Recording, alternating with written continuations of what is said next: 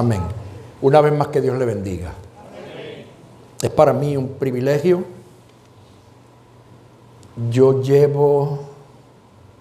En abril yo cumplo 49 años de ministerio. Por lo que creo que si un año tiene, ¿cuántos domingos? 52. Multiplique 49 por 52 y saque cuenta de cuántas veces yo he predicado de la resurrección de Jesucristo. Porque eso es mucho, ¿verdad que sí? Y la gloria es para Dios, ¿sabe por qué? Porque la palabra del Señor es un manantial que cada día nos trae algo nuevo para edificar nuestra alma y para enseñarnos la realidad del Dios al que servimos. Por eso cada vez que me preparo para predicar, lo hago con gozo. No es fácil para los predicadores. Yo sé que aquí hay muchos que predican. Y siempre que usted va a predicar, a veces usted busca la Biblia en Marcos y dice, de ahí prediqué. La busca en Mateo y dice, de ahí prediqué. Y la busca en Lucas y dice, de ahí prediqué. Y la busca en Juan y de ahí prediqué. Pero gloria a Dios que Dios siempre tiene algo nuevo. Y en esa confianza es que los predicadores que servimos al Señor de verdad, subimos al altar. Porque no venimos confiando en lo que alguien escribió o publicó por YouTube, ni alguien prohibió por Facebook. No. Venimos confiando en la dirección del Espíritu Santo. Así que yo espero que en el día de hoy todos los que estamos aquí y todos los que de algún lugar en algún momento dado escucharán este mensaje se edifiquen y su fe crezcan. Hoy yo no voy a hacer la excepción porque hay muchas iglesias en el mundo que los predicadores estarán predicando. Ya muchos predicaron en la mañana de hoy porque yo venía en el carro y ya venía escuchando pastores bien temprano predicando acerca del tema del día, que es la resurrección del Señor Jesucristo. Le voy a invitar a que estemos nuevamente de pie. Y ahora quiero que busquen conmigo la palabra del Señor en el Evangelio según San Mateo. Gloria a Dios. Vaya al Evangelio según San Mateo en su último capítulo. Su último capítulo, que es el 28. Y vamos a leer del versículo 5 hasta el 6. Que leo la gloria del Padre, del Hijo y del Espíritu Santo. Mas el ángel respondiendo dijo a las mujeres: no temáis vosotras, porque yo sé que buscáis a Jesús, el que fue crucificado. No está aquí, pues ha resucitado como dijo. Venid, ved el lugar donde fue puesto el Señor. Y yo digo, la tumba está vacía. ¿Cuántos se atreven a decirlo conmigo? La tumba está vacía. Jesús no está allí. Puede sentarse. Quiero utilizar en esta mañana como tema una resurrección permanente. Y luego voy a explicar por qué me refiero a una resurrección permanente. Si nosotros nos vamos a la Biblia, hay alrededor de 10 relatos bíblicos que hablan de resurrecciones. La palabra resurrección viene de resurgir. Y en español, toda palabra que tiene el prefijo re significa la repetición de un acto o de un evento. Quiere decir que resurgir es algo que había surgido, dejó de estar y que vuelve nuevamente a estar. Eso es resurrección. Ahora quiero que sepa que la resurrección se limita solamente a lo físico. No existe resurrección espiritual. Grábese esto. Ningún espíritu muere. Los espíritus son eternos. Por lo tanto, la resurrección tiene que ver con lo físico, nunca con lo espiritual.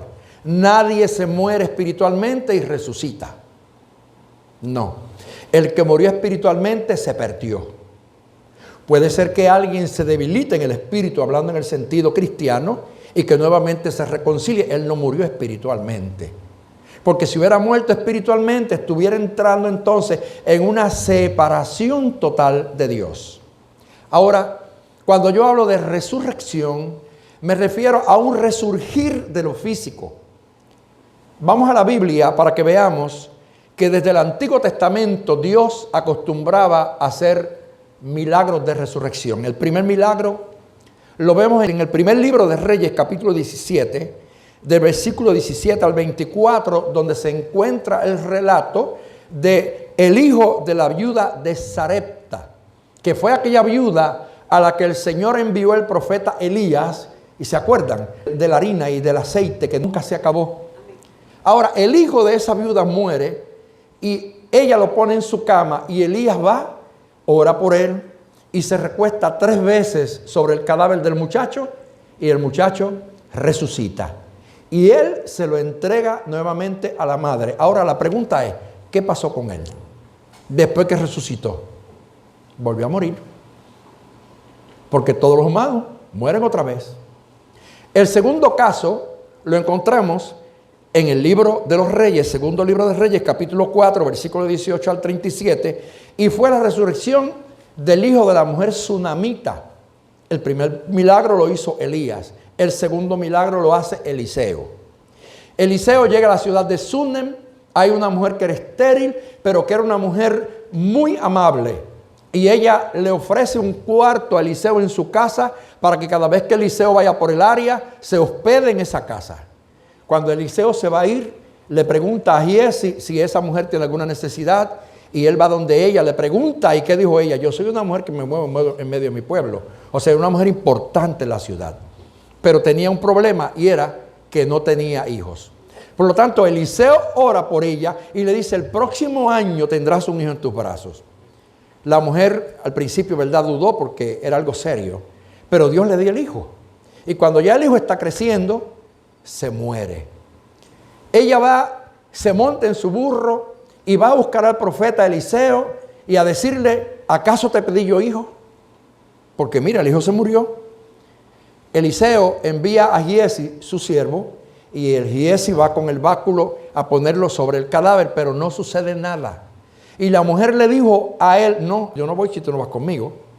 Eliseo va, llega al cuarto y fíjese bien que la mujer había agarrado al muerto y lo había puesto en la cama de Eliseo. Ella tenía fe. Lo mismo hizo la viuda de Sarepta.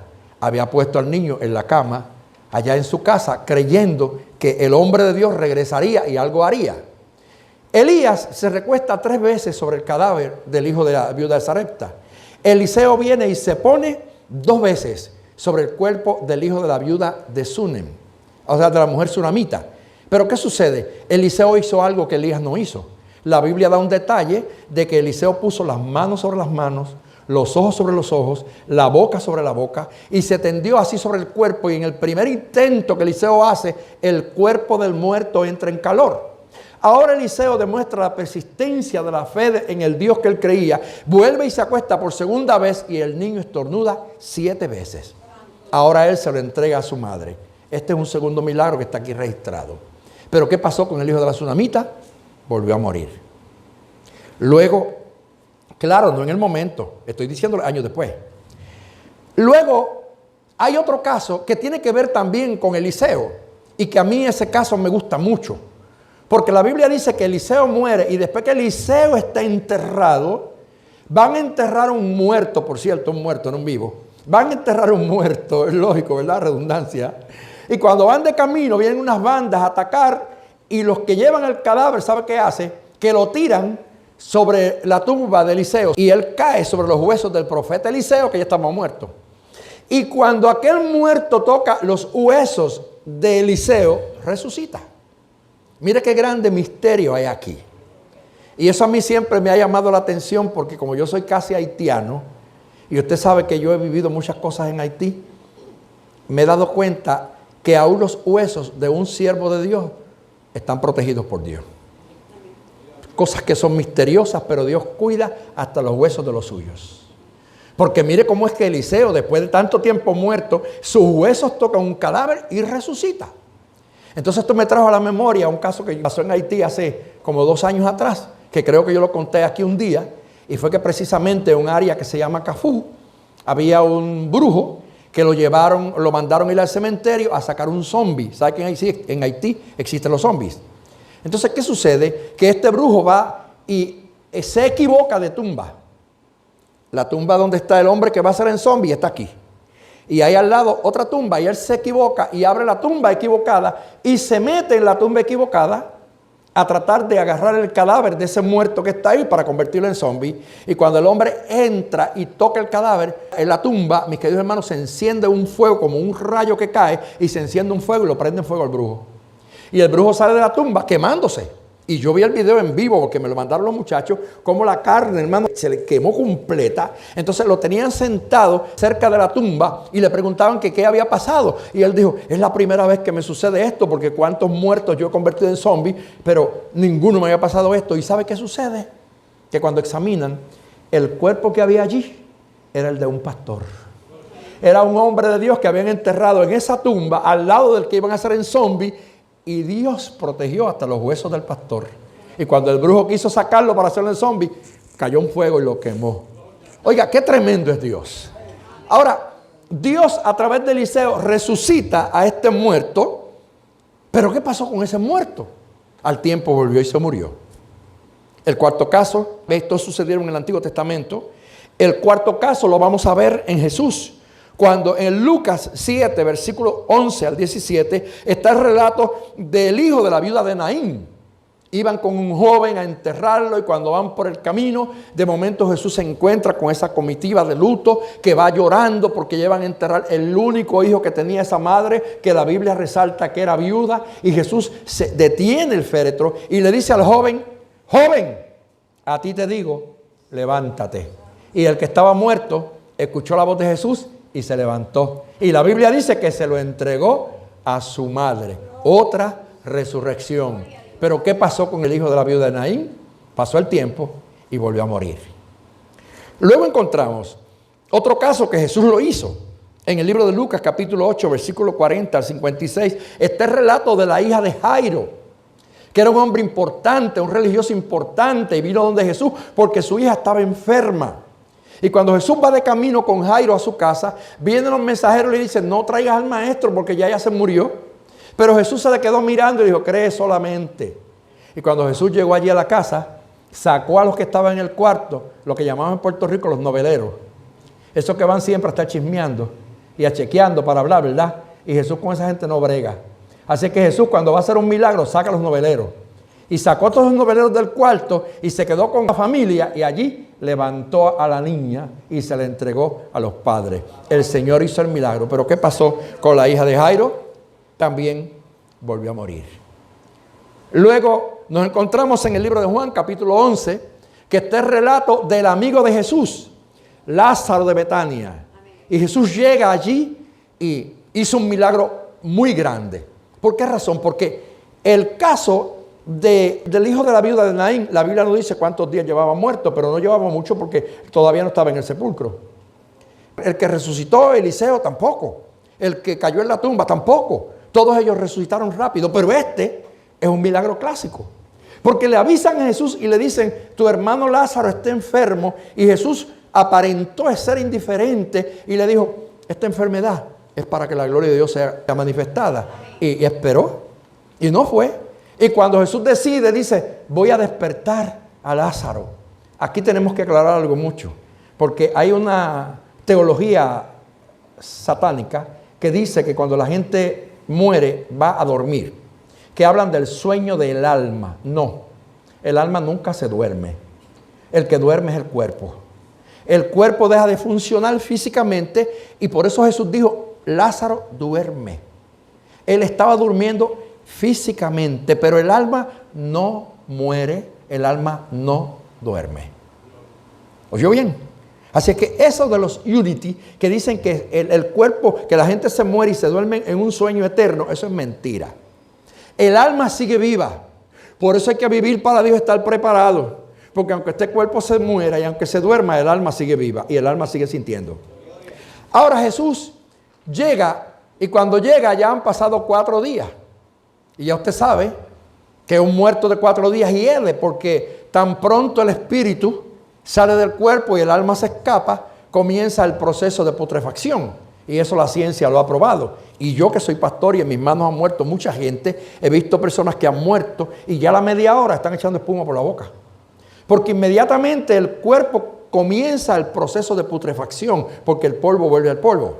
También está escrito y se sabe que la persona que muere, o todos los cuerpos que mueren, a los 7 días revientan. La persona muere y sigue hinchando, al 7º día revienta. Así es que Lázaro está a más de la mitad del tiempo, porque Lázaro está en el 4º día. Lo han enterrado y por eso cuando Jesús llega, entonces él pide que le muestren dónde está y las hermanas le dicen, ya hiede, porque es de 4 días. Si usted se pone a mirar, el milagro de la resurrección de Lázaro no es cualquier milagro. Un cerebro sin funcionar 4 días, un corazón sin palpitar 4 días, una sangre que ya se coaguló hace 4 días. O sea, era algo en que Dios iba a restaurar a Lázaro de tal forma que iba a entrar hasta las fibras más íntimas de su cuerpo para que ese milagro surgiera. Y cuando Jesús llega, quitaron la piedra, simplemente Jesús le dijo, Lázaro, ven fuera. Y el que estaba muerto se levantó con un impedimento. ¿Cuál impedimento? Que los muertos los amarraban. Y estaba amarrado con vendas de la cabeza a los pies. Entonces Jesús le dijo a los que estaban allí, desátenlo y déjenlo ir. O sea, él hizo su parte. Cuando tú le predicas el evangelio a la gente, Cristo lo liberta. Pero a ti y a mí nos toca desatarlo de esas cadenas que atan a la gente, las malas costumbres, la forma en que habla, la forma en que visten mal. Todo eso a nosotros nos toca ayudarlos a desatarse. El Señor hace el milagro de la salvación, pero lo demás nos toca a nosotros. Así que Lázaro resucita. Pero ¿qué pasó con Lázaro? Que volvió a morir. Al tiempo Lázaro volvió a morir. Vamos al 7º. El 7º milagro, yo no puedo decirle cuántos fueron porque la Biblia no me dice. Pero sí la Biblia me dice en el libro de Mateo capítulo 27, versículos 50 al 53, escuche bien, que cuando Jesús va a morir, o cuando Jesús muere, hay un terremoto. Y ahorita le voy a hablar un poquito acerca de eso. Y se abrieron las tumbas. Y muchos santos, gente que había creído en Dios, se levantaron. ¿Sabe lo grande que es eso? Gente que hacía tiempo, que yo no sé cuánto tiempo llevaban en las tumbas, y se levantaron. Y esa gente, yo no sé dónde estuvieron durante esos 3 días.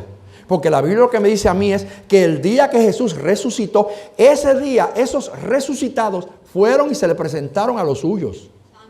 ¿Usted sabe lo terrible que es eso? Una persona que usted enterró hace 5 años atrás y que de repente le aparezca tocándole la puerta y diga, mira fulano, aquí estoy yo. Mire, usted cae muerto. Porque susto tremendo de una persona. Pero eso lo hace Dios, porque Él tiene la llave de la muerte. Jesús tiene la llave de la muerte. Así es que ahí hay una 7ª resurrección. Pero ¿qué pasó con ellos? No están por ahí caminando. Se murieron también. Ahora voy, hermanos, al 8º. La 8ª resurrección. Tabita. ¿Quién era Tabita? Dorcas, de la ciudad de Jope. Una dama distinguida entre la sociedad, porque la Biblia dice que ella se distinguía porque hacía caridad. Ella daba limosnas, ella cosía ropa, delantales para las viudas y ayudaba a todo el mundo. Pero Tabita se muere. Y mandan a buscar al apóstol Pedro, que está en otra ciudad. Y el apóstol Pedro llega y encuentra a todo el mundo llorando, y todo el mundo enseñándole, mira, estos delantales los hizo ella. Y Pedro sacó a todo el mundo y fue y la llamó. Y se levantó Tabita. Y vino y se le entregó a la gente. Dios hizo el milagro.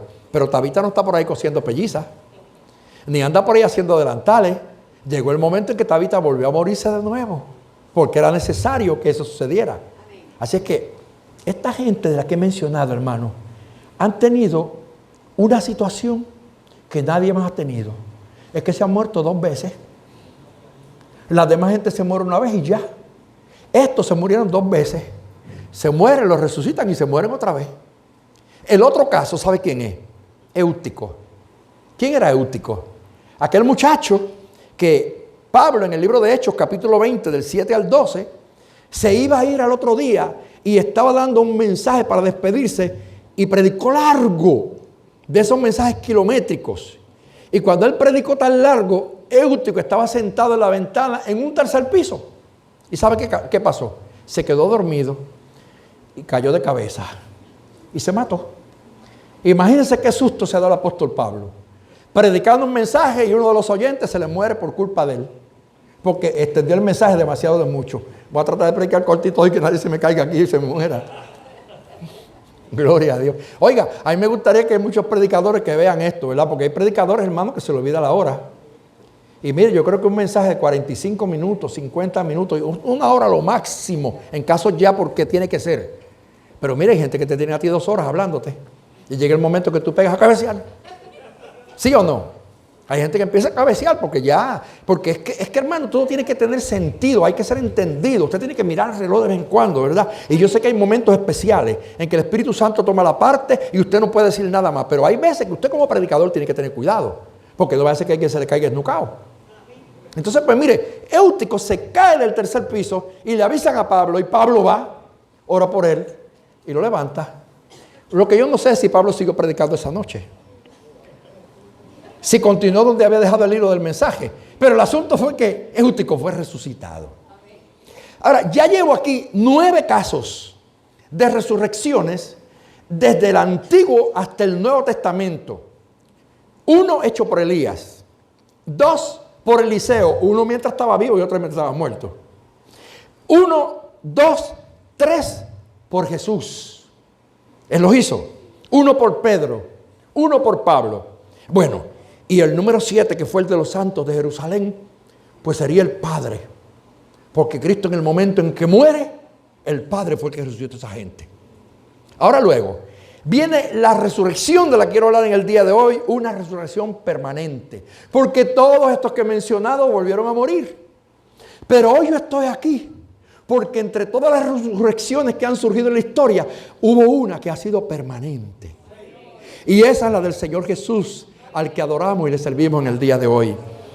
Mateo habla acerca de esto, Lucas, Juan también, Marcos habla de esto, el versículo 16, del 1 al 8. Mira, hermanos, la muerte y resurrección de Jesús son el centro, escuche bien, el centro de las Escrituras.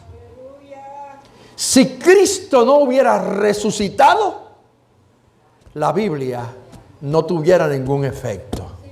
Fuera un libro histórico, pero la resurrección cambió la historia. Fíjese bien, no solamente eso, los acontecimientos, de todos los acontecimientos más grandes de toda la historia, el acontecimiento mayor es la resurrección de nuestro Señor Jesucristo. Han habido guerras, han habido pleitos, han habido cuantas cosas en la tierra, pero nada como la resurrección de nuestro Señor Jesucristo. Se diferencia de todas las demás resurrecciones, porque aquellas otras resurrecciones fueron resurrecciones temporales, pero la de Jesús fue permanente. ¿Cuántos creen que Él vive? Yo quiero preguntarle, ¿cuántos sienten que Él está aquí? Porque usted no puede sentir un muerto, pero un vivo se siente. Y yo siento que Él está aquí. Porque Él me toca, porque Él me habla, porque Él me consuela, porque Él me levanta, porque Él me sana, porque Él trata conmigo. Mi Dios es real. Él vive y vivirá por siempre. Hoy en día usted sabe que hay muchas religiones en el mundo que adoran a diferentes personajes. Por ejemplo, los islámicos, ellos adoran a Mahoma. Mahoma para ellos es como si fuera un Dios. Y ellos dicen que Cristo simplemente fue un profeta. Pero ¿sabe qué? Mahoma se murió y no resucitó. Hay otros que adoran a Confucio. Confucio se murió y no resucitó. Hay otros que adoran a Buda, pero Buda murió y no resucitó. Aquí en Puerto Rico hay cientos que adoran a Mita, pero Mita murió en el 63. Y aunque dijo que resucitaría el tercer día, todavía no ha resucitado. Y no resucitará hasta el juicio final. ¿Sabe por qué? Porque antes del juicio final, todos los que han muerto sin Cristo tendrán que resucitar. Y ella fue una apóstata. Apostató de la fe Por lo tanto, ella no se va a levantar en el rapto de la iglesia. En el rapto de la iglesia se van a levantar los redimidos por la sangre del Cordero, los que han lavado sus ropas en la sangre del Cordero, los que han vivido para Él, los que han creído en el Cristo vivo y los que hoy en día están en el templo adorándole porque entienden lo que significa una resurrección permanente. El apóstol Pablo en 1 Corintios capítulo 15, versículo 20 dice: Él es la primicia de los que durmieron. ¿Por qué razón? ¿Por qué la primicia? Porque es el único que ha resucitado y sigue vivo. Todos los demás resucitaron y murieron. Todos aquellos que por milagros de Dios resucitaron, murieron otra vez. Pero Él es el primero que resucita porque venció a la muerte. Porque venció al diablo, porque derrotó al Calvario, porque venció la tumba y porque todo eso lo hizo solo Jesús. Él es el primero. Él es el primero, mis queridos hermanos. Y gloria a Dios que nosotros también resucitaremos. En Romanos 4:25, la Biblia nos dice que la resurrección de Jesucristo nos justifica.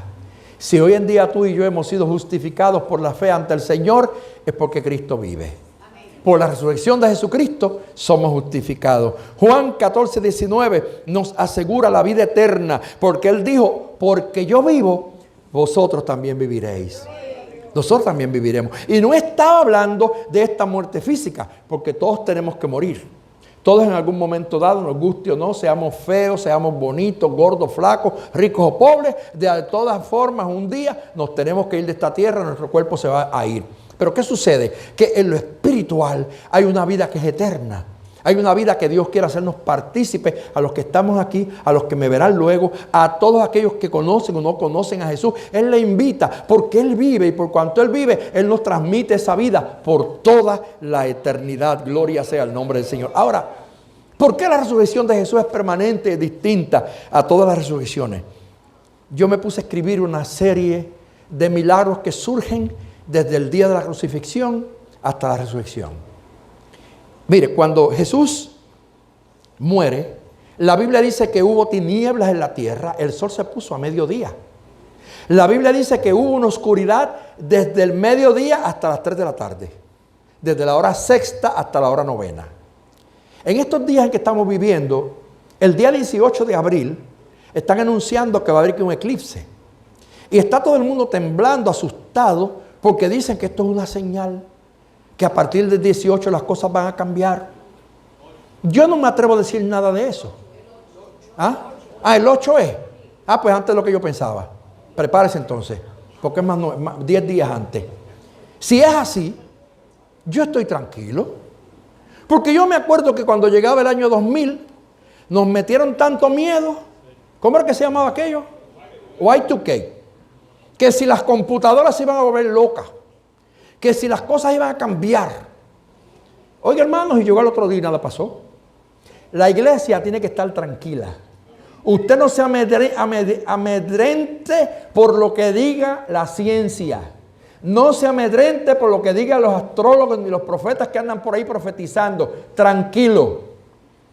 Ore, ayune, lea la Biblia, asista a la iglesia y siga durmiendo tranquilo, que lo que ha de ser, será. Simplemente no descuide su vida espiritual. Y si verdaderamente se cumpliera algo de que al otro día, el día 9, hubiera una catástrofe en el mundo, gloria a Dios. Los que estamos en Cristo estamos seguros que Él estará con nosotros porque Él vive. Y por cuanto Él vive, nosotros también viviremos. Gloria sea a Dios. Porque mire, hoy en día la gente se pasa sembrando miedo. Todo el tiempo, todo el tiempo. Yo los otros días me puse a mirar que ya yo no quiero ver noticias. Yo trato ya en las noticias no ver ni el 2, ni el 4, ni el 11, ninguno, porque qué letanía. Usted se levanta en la mañana, lo mismo que de la mañana, vuelve y se levanta a las 11 o a las 12. Vuelve y se levanta a las 4 o a las 5, vuelve y se levanta a las 10 a las 11 de la noche. Y si usted se pone a ver las primeras 5, 6 o 7 noticias, es muerte y muerte, y que mataron a este, y mataron a aquel, y mataron a aquel, y mataron a aquel, y mataron a aquel. Pues gloria a Dios, ¿sabe qué yo hago? Mejor me voy a CNN, no para dar publicidad. Pero me voy a otros países donde dan noticias como que reales, como que animan a uno y le dan unos documentales que vale la pena verlos. Pero es que usted se pone las noticias aquí locales y usted lo que le da es como que un sufrimiento. A usted le cae una penumbra encima. Si usted se pone a mirar las noticias que dan aquí, usted no sale ni al patio porque va a pensar que le van a pegar un tiro en el patio. Siembran, es como un espíritu de inseguridad, que es increíble. Y la gente vive con una paranoia. La paranoia es el sentido que te persiguen. Y la gente se levanta, me están persiguiendo, en la luz me van a matar. Ay, Dios mío, que el ladrón va a ir al banco. Mira, hermano, el día y la hora suya está escrito. Usted simplemente tome sus precauciones y viva tranquilo, porque la Biblia dice que el ángel de Jehová acampa alrededor de los que le temen y los defiende. Y usted tiene que saber que usted es de Dios. Usted no es cualquier cosa. No es cualquier cosa. ¿A cuántos cristianos han intentado hacerle daño y no han podido? Yo recuerdo el testimonio de aquel evangelista que yo conocí en República Dominicana. Mira, hermano, el huracán David. Que ese huracán pasó en el año 1979 y fue la primera vez que yo fui a República Dominicana. O sea, el primer año que yo empecé a ir allí. Había un huracán terrible y eso acabó con República Dominicana. Y había como una montañita donde había un barrio que había muchas casas pobres. Y entre todas esas casas pobres había una sierva de Dios, una misionera que vivía, que su hijo era evangelista, en una casita de garras de zinc viejo. Una casita, mire, que se estaba cayendo hasta con piso de tierra. Y aquel huracán David venía y todo el mundo le decía, pero váyanse de ahí, váyanse que el huracán va a acabar con ustedes. Y la viejita dijo, ¿a dónde me voy a ir? Yo lo único que tengo es esto, pero yo tengo además de esto, tengo fe. ¿Y sabe qué pasó? El huracán David empezó a soplar. Y yo oí eso de él, del evangelista que me lo contó. Y la viejita se fue y puso la mano en una de las paredes de la casa y el hijo se fue en la otra pared. Y mientras el viento soplaba y el viento destruía casas, ellos oraban. Y la viejita decía, Señor, esto es lo único que tengo. Yo soy tu sierva. Yo confío en tu protección. Hermanos, pasó la noche y cuando amaneció no quedaba una casa de pie, solamente la casita de la viejita, que era la peor de todas, la de garritas de zinc. Y estaba ella con su hijo de rodillas dándole gloria a Dios porque el ángel de Jehová aguantó la casa por las cuatro esquinas. Recuerdo, Edgardo, en aquel año en que Satanás trató de matarme a mí en una semana. Algunos tal vez saben esto. 3 veces. Estaba yo en Haití y se me metió un brujo a matarme con una brujería a mi cuarto. Y yo estoy sentado en la cama de esos días que usted se levanta y como que usted no quiere hablar con nadie. Yo sentí ese día como que quería estar tranquilo. Parece que Dios me estaba preparando para lo que venía. Y de repente ya aquel hombre entra a mi cuarto y me pasa la mano por la cabeza 3 veces. ¡Pastor! Y cuando me pasa la mano por la cabeza 3 veces, vino y me echó un polvo que usan en Haití, que es un polvo que hacen de huesos de muertos y de unos bebés que se roban y los ponen allá, los llevan al Artibonite, los secan al sol y después los pilan con un pilón como si fuera ese bebé lo pilan como si fuera bacalao y lo hacen polvo. Y después ese polvo lo mezclan para matar gente con un montón de brebaje. Y al que le ponen ese polvo, lo más que dura son 24 horas porque la persona empieza a inflarse como una bomba hasta que se muere. Yo estoy ahí en el cuarto, llega ese brujo y me pasa la mano por la cabeza mía 3 veces.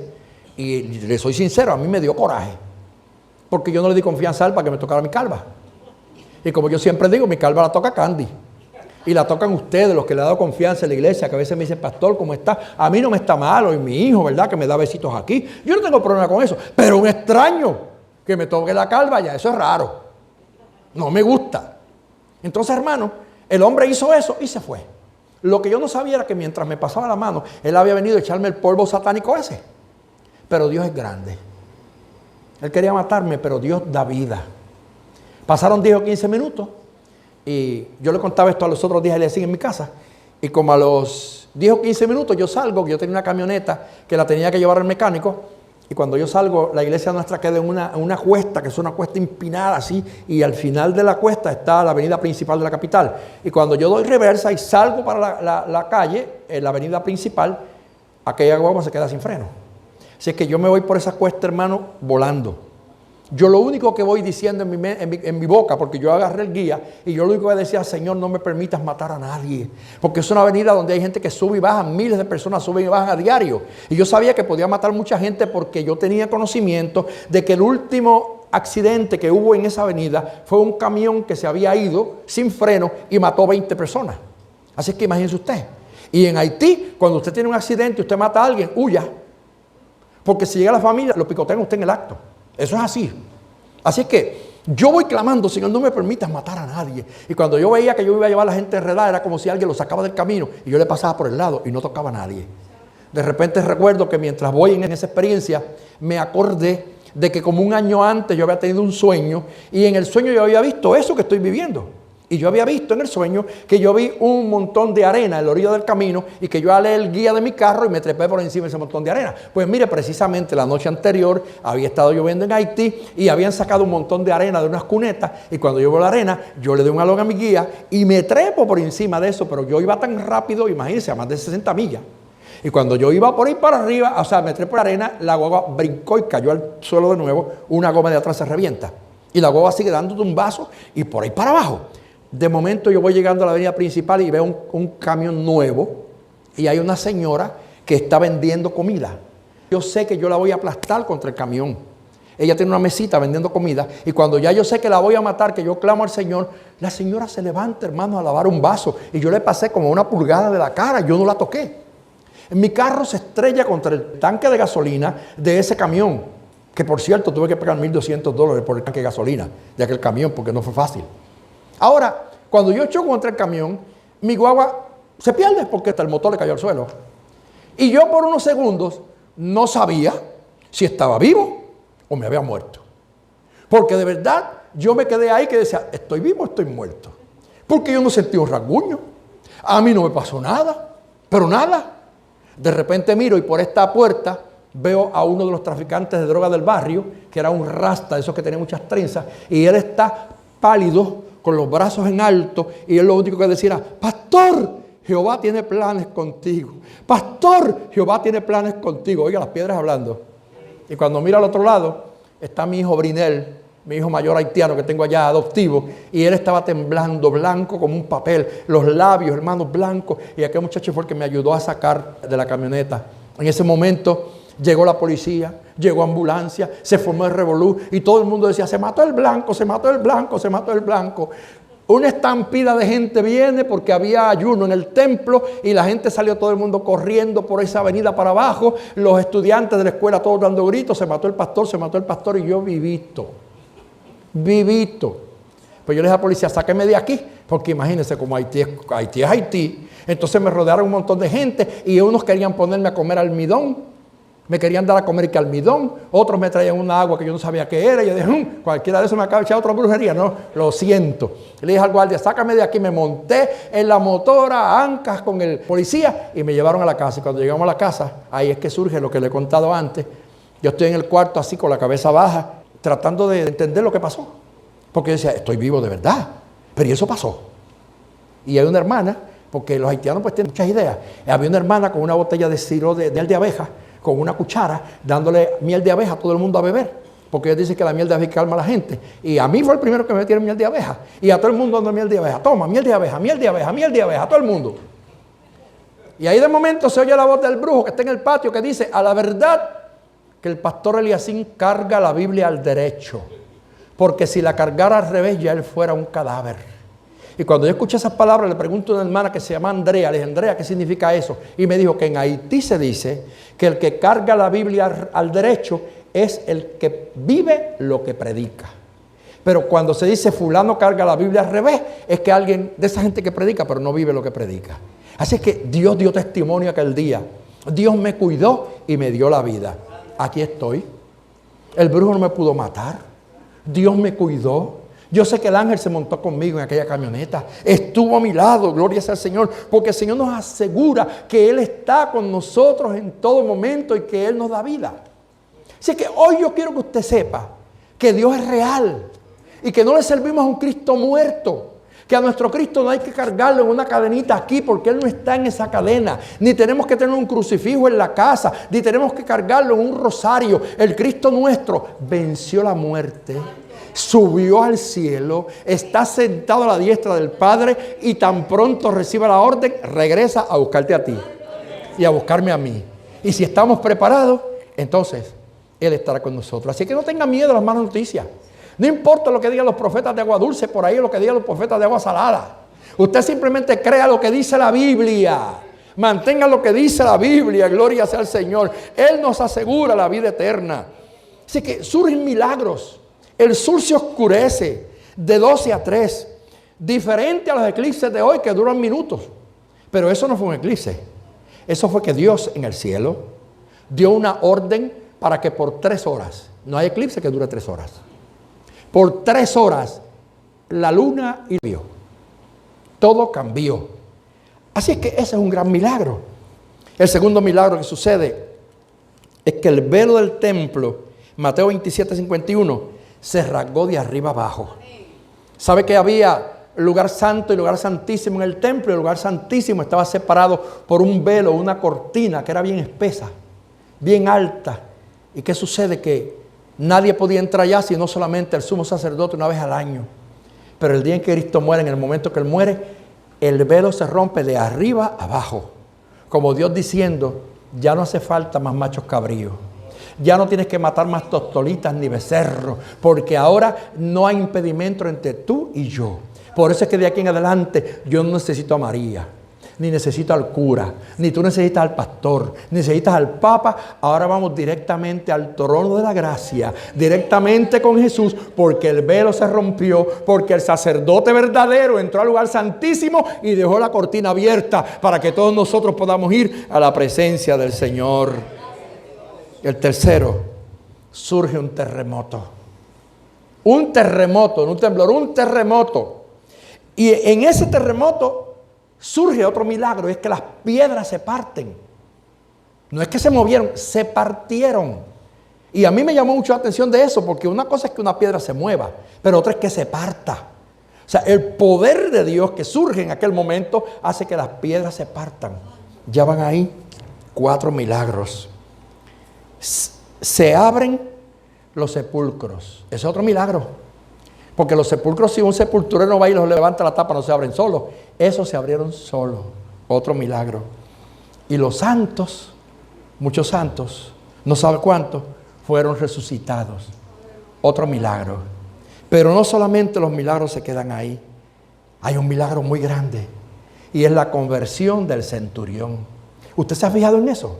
¿Sabe que el centurión que estaba allí, el romano que estaba allí custodiando el cuerpo de Jesús, cuando él ve que Jesús verdaderamente muere y que la tierra tiembla y que hay un terremoto, él tuvo que decir a la verdad que este es el Hijo de Dios? Lo reconoció como el Hijo de Dios. Así que mira bien lo que pasa en la muerte de Jesús en el Calvario. Cuando Él que estaba a su derecha, se salva porque se arrepiente y pide misericordia, y el Señor le dice: desde hoy estarás conmigo en el paraíso. Y ahora el centurión, el que lo está matando, el que está vigilándolo, también se arrepiente. Y también la Biblia dice: y los que estaban con él. Así es que hubieron varias conversiones en ese momento por causa de los milagros que estaban sucediendo. Mateo 27, 54, Mateo 28 nos habla, escuche bien, de un segundo terremoto. Porque ahora la Biblia dice que cuando Él muere, tiembla la tierra. Pero cuando Él resucita, vuelve a temblar la tierra. Primero. Luego nosotros los que vivimos, los que hayamos quedado, seremos arrebatados juntamente con ellos para recibir al Señor en el aire. Y así estaremos, hoy ahora, para siempre. ¿Sabe qué significa siempre? Tiempo permanente. Por lo tanto, Jesús compartirá contigo y Jesús compartirá conmigo la permanencia de la resurrección. Hoy tú y yo disfrutamos de una vida que es eterna, pero no la entendemos todavía hasta que nos despojemos de este cuerpo mortal. Pero una vez que ya no tengamos este cuerpo mortal, hermanos, resucitaremos un día y nuestra resurrección será permanente. Que Dios te bendiga, que Dios te guarde. Aumenta tu fe en el Señor, aliéntate con estas palabras y recuerda, todos los que murieron, o sea, todos los que resucitaron, murieron. Pero Cristo está vivo todavía.